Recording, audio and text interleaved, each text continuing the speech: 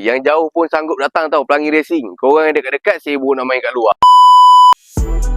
Hari ni 14/4 kita ada pemberani Nick dan Hidayat. Untuk pengetahuan korang, Nick daripada Kelantan dan Hidayat daripada Kuala Lumpur. Hari ni diorang datang ambil pakej Tasik Dayang Temenong. Trail yang bagus.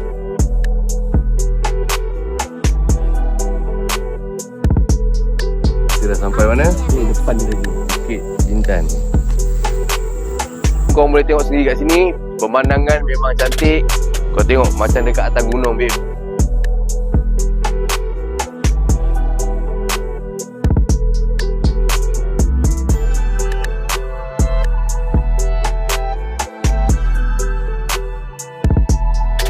Pengalaman kita orang ke Tasik Dayang Temenong memang mencabar. Rail padu, martial also very nice. Di sini memang bagus.